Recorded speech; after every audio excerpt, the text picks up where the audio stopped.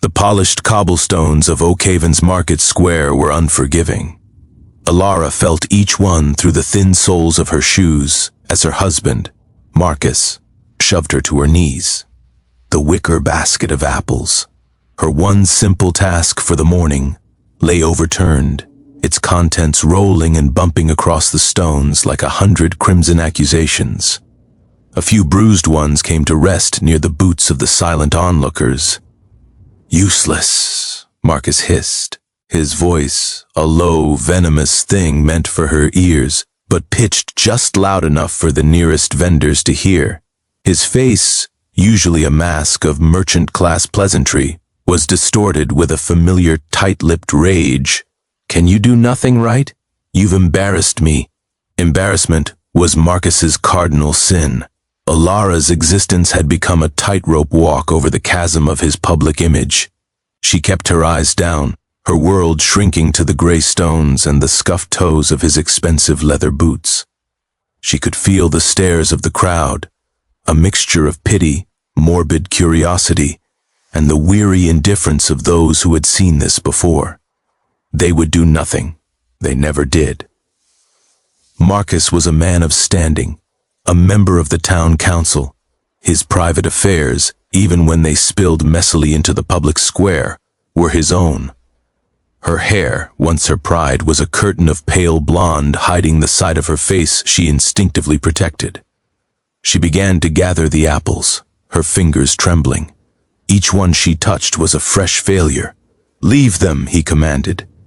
He grabbed her arm, his fingers digging into the tender flesh above her elbow, right on the ghost of a fading yellow bruise. He hauled her up. The motion was too rough, too fast. She stumbled, and his open palm cracked across her cheek. The sound was sharp, definitive. It cut through the market's morning hum. A collective intake of breath was the only response. The world went white for a second, then swam back into focus, fuzzy and distant. The shame was a physical thing now, a hot flush that burned brighter than the sting on her skin. She didn't cry. The tears had dried up years ago, leaving behind a barren landscape of acceptance. She braced for the second blow, the one that always followed the first, the one to reassert complete and total dominance. Her body tensed, a learned reflex, but it never came. A shadow fell over them, vast and cool, blotting out the morning sun. It was the kind of shadow cast by a storm cloud or a great old tree, but this shadow was attached to a man. He had come from the direction of the Serpent's spine, the formidable mountain range that loomed over Oakhaven like a jagged stone god. He wasn't a townsman. His clothes were a patchwork of cured hides and dark, sturdy wool. His boots were scuffed and worn not from cobblestones but from rock and soil. He carried the scent of pine needles, wood smoke, and cold, clean air. He was huge, not in the soft, well-fed way of the town butcher, but in the lean, hard-muscled way of a wolf or a bear. A thick, untrimmed beard covered the lower half of his face, and his hair was a dark, tangled mane. But it was his eyes that held the square captive. They were the color of a winter sky, pale and piercing, and they missed nothing. He had stopped a few feet away, his presence a sudden jarring note in the market's familiar symphony. The crowd, which had been a loose, shifting collection of individuals, now felt like a single, silent entity, all eyes fixed on the newcomer. "This is a private matter," Marcus said, puffing out his chest. He still had a hold of Elara's arm. He was trying to project authority, but his voice was a fraction too high. The mountain man's gaze didn't even flicker to Marcus. It was fixed on Elara. He looked at the red mark blooming on her cheek, at the tremor in her hands, at the way she held herself, as if waiting for the world to collapse on her. He saw the old faded bruises on her arms that her sleeve didn't quite cover. He saw not a woman, but a trapped animal, a bird with a broken wing being toyed with by a cat. Slowly, deliberately, he took a step forward. He reached out, not toward Marcus, but toward Elara. His hand was large, calloused and scarred. It looked like it was carved from the mountain itself. He didn't touch her.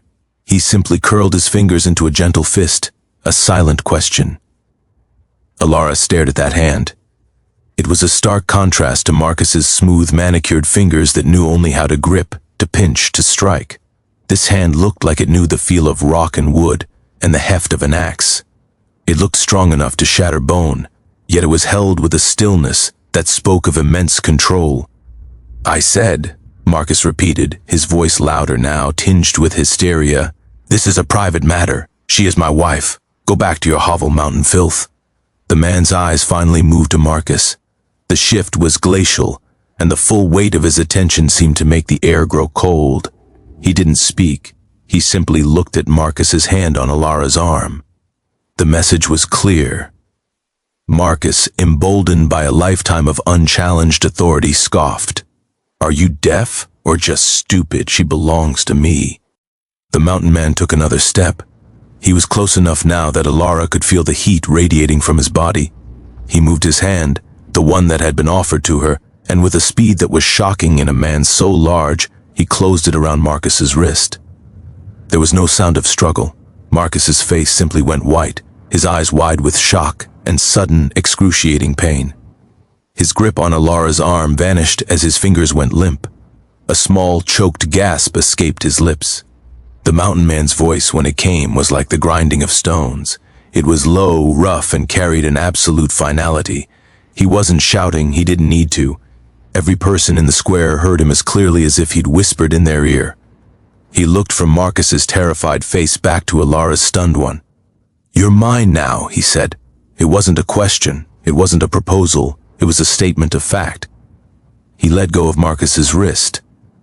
The merchant stumbled back, clutching his arm, his face a mask of disbelief and agony. The mountain man turned his back on him completely, a dismissal more profound than any blow. His pale eyes were on Elara, and for the first time, she saw something other than coldness in them, a flicker of something. It wasn't pity, it was resolve. He gestured with his head toward the serpent's spine. The message was clear, come. For a moment, Elara was frozen. Her mind, so used to following Marcus's orders, struggled to process this new reality. She was trading one owner for another, a polished, civilized cage for a wild, unknown one. But as she looked at Marcus, now just a pathetic, whining man amidst a crowd that was already starting to whisper and snicker at his humiliation, and then at the silent, formidable giant who offered no comfort, no soft words, only a path away from this life, a tiny, rebellious spark ignited in the barren landscape of her soul. She took a step, then another. She walked past the scattered apples, past the staring faces, and came to a stop beside the mountain man. She didn't look at him. She looked straight ahead, at the jagged peaks that had always been the edge of her world. He started walking, and she followed. The crowd parted for them like water for a ship's prow. No one spoke. No one tried to stop them. They left the market square, left the suffocating streets of Oakhaven, and began the long climb into the mountains. The first day was a blur of pain. Elara's thin shoes were shredded within the first hour. Her lungs, accustomed to the stale air of Marcus's house, burned with the effort of the climb. Her muscles screamed. He, Kalen, she would later learn his name was, moved with an unnerving silent grace. He never seemed to tire. He didn't offer her a hand, but when she stumbled, he would pause, his patience a tangible thing, waiting for her to regain her footing. When dusk fell, he built a fire with an efficiency that was mesmerizing. He produced a strip of dried meat and a skin of water, sharing them with her in silence. She huddled by the flames, shivering, every part of her aching. He sat on the other side, sharpening a knife on a whetstone, the rhythmic shk, the only sound besides the crackle of the fire, and the whisper of the wind through the pines. He had claimed her, and now he was ignoring her. The fear was a cold knot in her stomach. What did he want from her? They walked for 3 days. On the second day, he stopped and wordlessly handed her a pair of soft, deerskin moccasins he pulled from his pack. They were worn but fit her better than any shoes she'd ever owned. On the third day, as they crossed a rushing stream, she slipped on a slick rock and fell, the icy water stealing her breath. Before she could be swept away, his arm was around her waist, lifting her from tea. He water as if she weighed nothing. He set her on the far bank and built another fire immediately, stripping the wet cloak from her shoulders and wrapping her in a dry, heavy fur from his pack without a word. His touch impersonal and efficient. His home wasn't a hovel. It was a cabin built into the side of a cliff, overlooking a valley so green and vast it made her dizzy. It was small, just one room, with a stone hearth, a rough-hewn table, and a bed piled with furs. It was impeccably clean and organized. Every tool had its place. Every pot was scrubbed. For the first week, the silence continued. He would leave at dawn and return at dusk with a rabbit or a pair of grouse. He would cook, they would eat, and he would mend his tools or work with his leathers. He never spoke that terrifying sentence again. He never touched her. He slept on a roll of furs by the hearth, leaving her the bed. He asked nothing of her. The silence began to change from a threat to a canvas. In the void left by Marcus's constant criticisms and demands, Elara's own thoughts began to surface. She watched Kalen. She saw the way his hands, which had so easily crushed Marcus's wrist, could also gently splint the broken wing of a bird he found near the cabin. She saw the way he'd leave a small bowl of berries and nuts on the table for her before he left each morning. One morning she woke up to find the axe propped against the woodpile, a stack of uncut logs beside it. It was an unspoken invitation. Her arms were weak, her back sore from the climb, but the idleness was more painful. She picked up the axe. It was heavy, unwieldy. Her first swing missed the log entirely. The second glanced off with a pathetic thud. She thought of Marcus's mocking laughter, but here there was no laughter. There was only the wind and the scent of pine. She kept swinging. Blisters formed on her soft hands, broke, N.D. bled. Her arms burned, but with every clumsy, jarring blow, a piece of the old Elara, the weak, useless Elara, chipped away. Finally, with a satisfying crack, a log split in two. She stared at it, panting, sweat dripping down her face. A feeling bloomed in her chest, fierce and hot. It was pride. When Kalen returned, he glanced at the small pile of split wood, then at her, and gave a single, almost imperceptible nod. That night, the stew tasted better than anything she had ever eaten. He began to teach her, not with words, but with actions. He would point to a plant, crush a leaf in his fingers and hold it to her nose. Yarrow for wounds. He would show her how to set a snare, his large hands moving with precise, deliberate motions.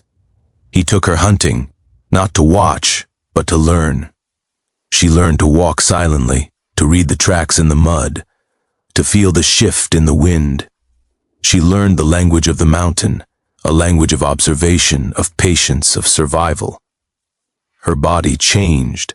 The paleness of her skin was replaced by a healthy, sun-kissed tone. Her arms and back grew strong from chopping wood and carrying water. Her hands, once soft and useless, became calloused and capable. The fear in her eyes was replaced by a sharp, focused alertness. One afternoon, while tracking a snowshoe, hare, she found herself separated from Kalen. A sudden fog rolled down from the peaks, thick and disorienting. Panic, cold and familiar, tried to grip her. The old instinct was to freeze, to wait to be rescued. But then she remembered the lessons, the feel of the moss on the north side of the trees, the sound of the stream that ran west of the cabin, the way the wind smelled just before a storm. She closed her eyes, took a deep breath, and let the mountains speak to her. She walked for an hour, trusting her new senses, and emerged from the fog not 20 yards from their cabin due. Kalen was standing there, waiting. He wasn't searching. He was just waiting. He had trusted her to find her own way back. That night, as they sat by the fire, she found her voice. "Why?" she asked. her own voice sounding strange to her after so long. "Why did you say that? In the square?" He looked up from the arrow he was fletching. His pale eyes met hers, and there was no coldness in them, only a deep, abiding calm. "In the mountains," he said, his voice a low rumble.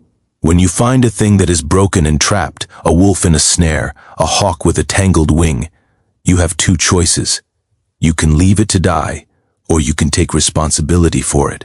You free it, you mend it, and you let it grow strong again, until it can fend for itself." He paused, setting the arrow aside. "I saw a spirit in a snare, Elara, beaten and caged. When I said, 'You're mine now,' I wasn't claiming a possession. I was claiming a responsibility." Elara stared at him, the truth of his words washing over her, cleansing the last vestiges of her old fear. He wasn't a new owner. He was a liberator. He hadn't given her a new cage. He had given her the whole mountain and the tools to live in it. "And now," she whispered, "am I strong enough?" He smiled, a rare, small thing that transformed his rugged face. "You found your way home through the fog. You can track. You can provide. You can survive. You are not mine to keep, Elara. You never were." He gestured to the vast, moonlit wilderness outside their door. "You are free to go. Oakhaven is a 3-day walk, or you are free to stay." Elara looked out at the dark peaks of the Serpent's spine, no longer a barrier, but a sanctuary. She looked at her own hands, strong and capable. She looked at the man who had seen not a wife, not a possession, but a spirit worth freeing.